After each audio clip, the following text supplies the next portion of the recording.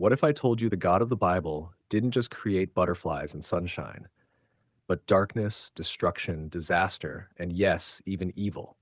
Isaiah 45:7, KJV, I form the light and create darkness. I make peace and create evil. I, the Lord, do all these things. Let that hit, not Satan, not man, not chance, God. This one verse burns a hole straight through modern theology and exposes how much of the church worships a cartoon God made in their own image. The real God, he's not tame, he's not nice, he's sovereign, fierce, uncontrollable, the kind of God who levels empires and raises up kings just to crush them for his glory. So buckle in, because we're going to burn your Sunday school flannel graph. The term conspiracy theorist was weaponized in 1967 to silence truth seekers. Now the same media that lied about MK Ultra, Tuskegee, and mass surveillance wants you to mock anyone who asks questions. Wake up. This isn't a theory. This is rock solid TV, and I already know this one's going to ruffle some feathers. Who said God creates evil? God did. Isaiah didn't stutter. He didn't say God allowed evil or used evil. He said God created it. And this isn't some obscure translation trick. In Hebrew, the word is ra, and it means evil, calamity, disaster, wickedness, distress. This is the same word used to describe the tree of the knowledge of good and evil.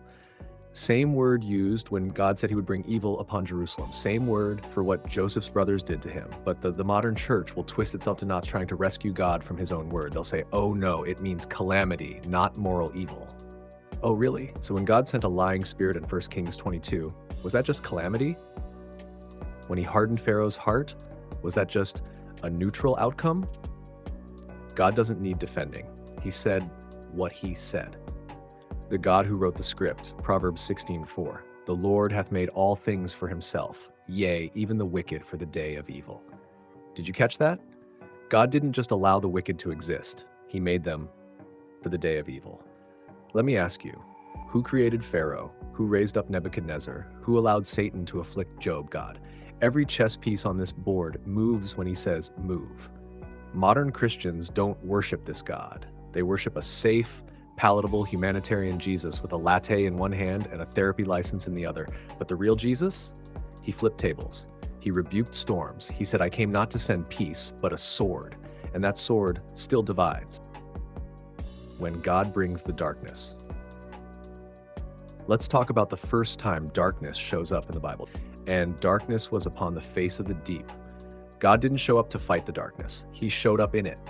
God creates light, yes, but he also dwells in the thick darkness. 1 Kings 8:12. Let that sink in. And when he judged Egypt, he sent a darkness that could be felt.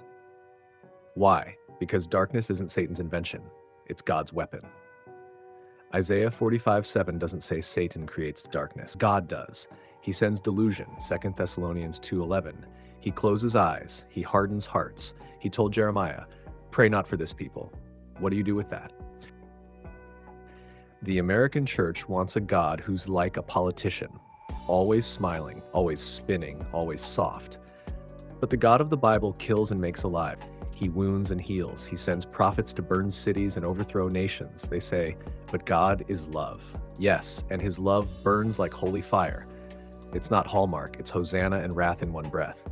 They say God gives us free will. Yes, and he rules your will. Proverbs 21:1, the king's heart is in the hand of the Lord. He turneth it whithersoever he will. Most Christians would call the God of the Bible a control freak. You know why? Because he's in control. The purpose of evil, the glory of God. Let's flip this whole thing upside down, or rather, right side up. Why does God create evil? To show his glory. Romans 9:22-23. What if God, willing to show his wrath, and to make his power known, and endured with much long suffering the vessels of wrath fitted to destruction? You weren't taught this in youth group. You were told God is trying his best, that he's heartbroken, wringing his hands, that Satan keeps messing up the plan. Lies. Satan is a dog on a leash. God uses evil to show his justice, his power, and his mercy. He raises up a Judas to reveal a savior. He allows betrayal to bring resurrection. Genesis 50:20, ye thought evil against me, but God meant it unto good.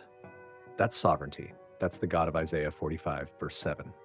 The God who offends you is the God who saves you.